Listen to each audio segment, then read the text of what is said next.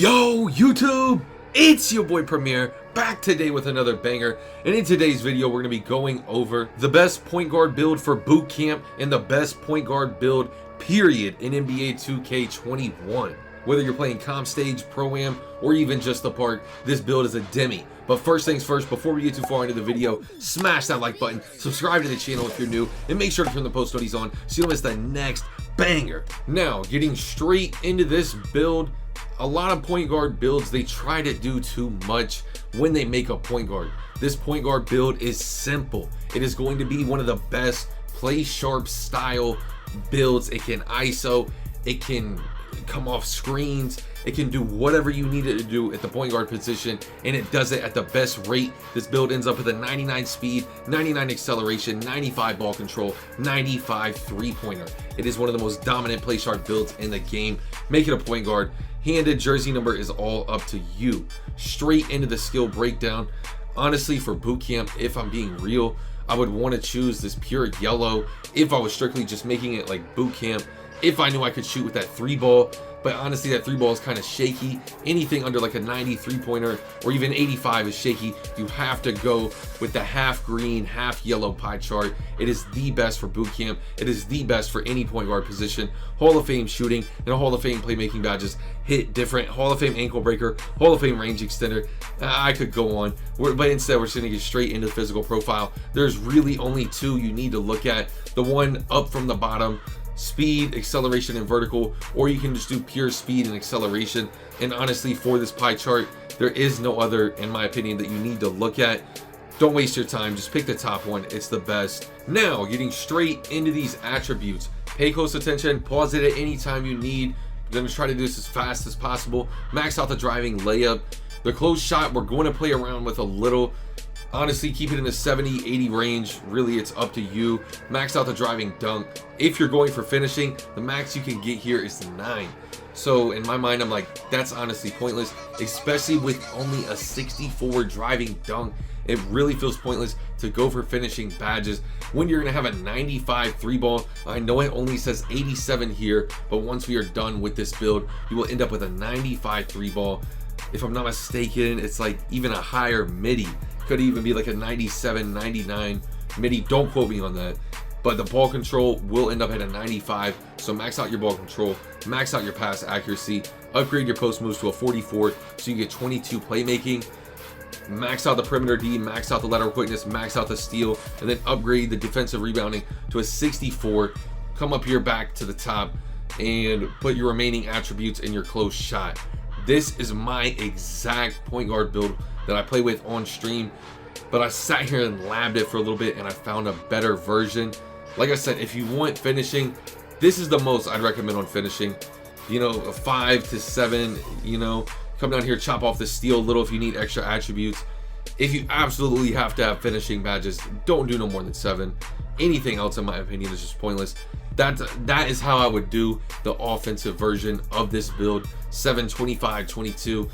But the exact way and the way I recommend that you make your point guard build, I want 24 playmaking. 24 playmaking is just, it's honestly too much freedom. Having that many shooting, having that many playmaking badges, and you can still end up with a 6 defense and rebounding. Because honestly, the way close shots go in this game, you really don't need a close shot. I'm gonna be real. You can take it almost all the way down.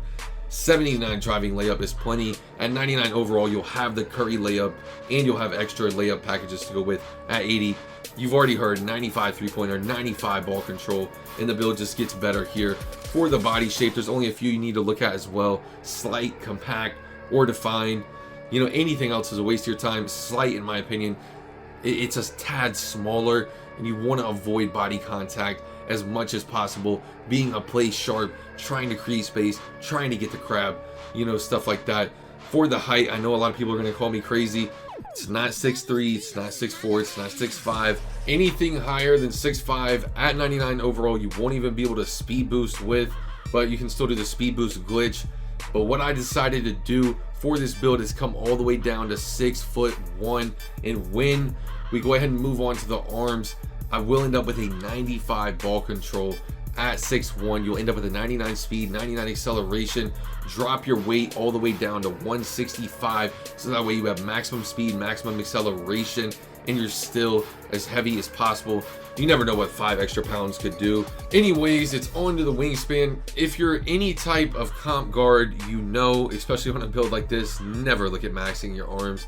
It's basically just go ahead and minimize them. That way you end up with a 95 3 ball, 98 midi, and a 95 ball control at 99 overall. Combine that with the 99 speed, 99 acceleration. By the way, you have to have GMAN and you have to hit 99 for this build to reach the maximum potential. For boot camp, the 91 3 and the 91 ball control is plenty, especially the 94 midi, even though you really won't be taking threes.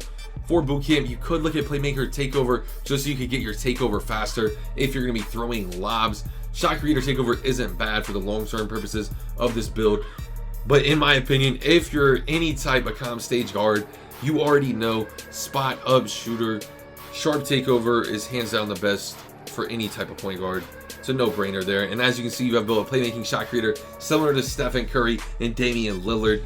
I mean, if you're any type of guard almost in 2K21 current gen, it's a play shot. The only other good guard builds I've seen is the slasher. That's a build that can speed boost, it gets contact dunks, has a decent 3 ball, and it can play defense. That's a one-of-a-kind build. If you're loyal, if you're listening to this still, tell me if y'all want that build video down below in the comments section.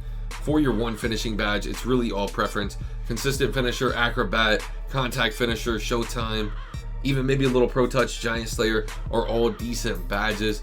Honestly, I would go between contact finisher, acrobat, or showtime.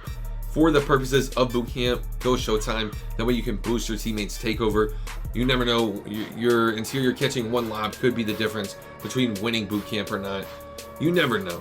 Go Hall of Fame Hot Zone Hunter for the shooting badges, Hall of Fame Range Extender, Hall of Fame Tireless Shooter, at least gold Green Machine, silver at the minimum, silver Deadeye, silver Hot Start, bronze Corner, bronze Clutch, bronze Flexible, and at least silver Catch and Shoot for boot camp.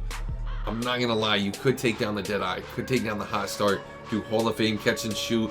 A lot of the shooting that you're gonna be doing, if you're comp and if you're actually gonna have a chance to win boot camp, you're going to be basically sitting down the court as the guard, catching the ball and shooting. So you're at least going to need the gold Green Machine. You could take off the Hot Start, even go Hall of Fame. You could really play around with these badges here. It's all preference and how you want to do this. You could even look at a bronze slippery off ball. You never know, dexing might get you open if you're boxed. You could take off the clutch shooter, maybe the flexible. This right here is probably the final badge setup I'd recommend though on the shooting. For boot camp as well, on the playmaking, at least bronze bailout, Hall of Fame ankle breaker, Hall of Fame handles for days, Hall of Fame quick first step, Hall of Fame unpluckable. Honestly, Hall of Fame space creator could be took on and off. You're going to need some type of lob city pass or two if you're going to be throwing lobs. I know there's guards out there who don't care about their team winning and they're just going to shoot the ball. These are the badges I'd recommend for those type of guards. If you're not one of those guards, if you care about your team winning, maybe take off your tight handles or space creator and throw on the lob city passer. Honestly though, if you're just a guard who wants the best playmaking badges, those are the playmaking badges I recommend, with at least the gold tight handles. You could do gold clamps, at least bronze chase down, at least silver interceptor. I'm not gonna lie, you could come down here on the clamps as well and at least look at silver clamps, maybe a bronze intimidator. Maybe you take off intimidator altogether and run gold interceptor. You know, you can play around with these defensive badges here. It's really up to you and what you're going to be doing on the court. Honestly, you could look at the silver intimidator there, at least the bronze rim protector. Honestly, this is the final badge setup I'd recommend. You're going to need to sometimes box out the center. Sorry, I had to play around with it there on the defensive badges. Wasn't exactly sure what I wanted to run. I know a lot of people asked for this in my interior finisher build video. A lot of people would ask me for the attributes that I'd recommend, and I wasn't able to show that in my interior finisher build video. So what I'm going to be doing here, I recommend you max out your three-pointer, max out your ball handle. These are the two primary attributes that you're going to need to max out. Everything else is really just preference and your play style. I also recommend, if you're going to be throwing lobs, you at least need a 70 pass accuracy. You could come down a little on the midi as well. It's all preference and your play style. If you're not going to be passing the ball, raise your midi higher. You know, you could come down to at least a 65 pass accuracy to get started. Maybe come up to like a 77, 78 midi there. It's really just your preference. 78 midi there if you're not going to be passing the ball as much. If you're going to be looking for a lot of lobs, you can do 72 and 71 here. This is very solid, very balanced. If you're going to be throwing lobs, if you're going to be trying to help your team win, this is the attribute setup I recommend. It's really preference, like I said, but that's the build video. I hope y'all enjoyed it. Like the video, comment down below if you're going to be using this build. If this build is a dub, rate it 1 through 10, and let me know what video, if you're loyal, if you watch this video all the way through, y'all want to see next. Subscribe to the channel if you're new. Make sure to turn the post notifications on so you don't miss the next banger. It's your boy Premier, and I'm out. Peace. It's getting hard to keep composure, they keep trying me. I came from nothing, now they bumping my songs overseas. I remember when I first started, they do